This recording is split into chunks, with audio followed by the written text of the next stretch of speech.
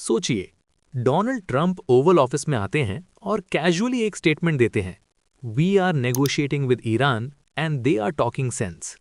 साथ ही वो कहते हैं कि ईरान की एनर्जी इंफ्रास्ट्रक्चर पर स्ट्राइक करने का प्लान पॉज कर दिया गया है। कैंसिल नहीं, सिर्फ पॉज। क्यों? क्योंकि उनके मुताबिक टॉक्स चल रही हैं। अब दूसरी साइड देखिए, ईरान के अंदर पूरी कहानी अलग है। पार्लियामेंट स्पीकर साफ कहते हैं, no negotiations, nothing is happening.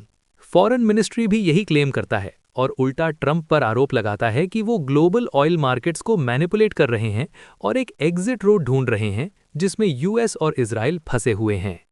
लेकिन यहीं पर स्टोरी इंटरेस्टिंग हो जाती है। ईरान क्वाइटली ये एडमिट करता है कि कुछ फ्रेंडली कंट्रीज के थ्रू यूएस के मैसेजेस आए हैं। मतलब साफ है, डायरेक्ट टॉक्स नहीं है, लेकिन बिहाइंड द सीन्स एक साइलेंट नेटवर्क एक्टिव है। पाकिस्तान, टर्की, इजिप्ट और ओमान, ये कंट्रीज मिडलमैन की तरह काम कर रही हैं। मैसेजेस पास हो रहे हैं, इंटेंशंस टेस्ट हो रही हैं और एक बड़े वॉर को अवॉइड करने की कोशिश हो रही है। फिर आता है अगला ट्विस्ट। कहा जा रहा है कि यूएस ने एक 15 पॉइंट प्लान ईरान को भेजा है थ्रू पाकिस्तान, लेकिन उस प्लान की कुछ डिमांड्स ईरान के लिए ऑलमोस्ट इम्पॉसिबल हैं। तो रियलिस्टिकली कोई डील नहीं हुई है, ये सिर्फ टेस्टिंग द वाटर्स है।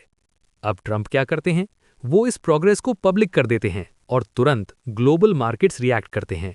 ऑयल प्राइसेस गिरते हैं, इन्वेस्टर्स रिलैक्स करते हैं, क्योंकि सबको लगता है शायद स्ट्रेट ऑफ हॉर्मुज क्राइसिस खत्म होने वाला है। लेकिन उसी समय ट्रंप स्ट्राइक्स को सिर्फ 5 दिन के लिए डीले कर देते हैं। कैंसिल नहीं, बस होल्ड पर। और फिर कहते हैं, we've already won this war. और फिर आता है सबसे mysterious line, I got a gift today, a very significant one, related to oil and gas. कोई डिटेल्स नहीं, बस एक हिंट। तो ये गिफ्ट क्या हो सकता है? सबसे लॉजिकल थ्योरी ये है, ईरान ने क्वाइटली कुछ ऑयल टैंकर्स को स्ट्रेट ऑफ हॉर्मुज से पास होने दिया बिना हेवी प्रेशर के। इनमें यूएस लिंक टैंकर्स भी शामिल हो सकते हैं, जैसे एक्सॉन मोबिल और चेवरॉन कॉर्पोरेशन।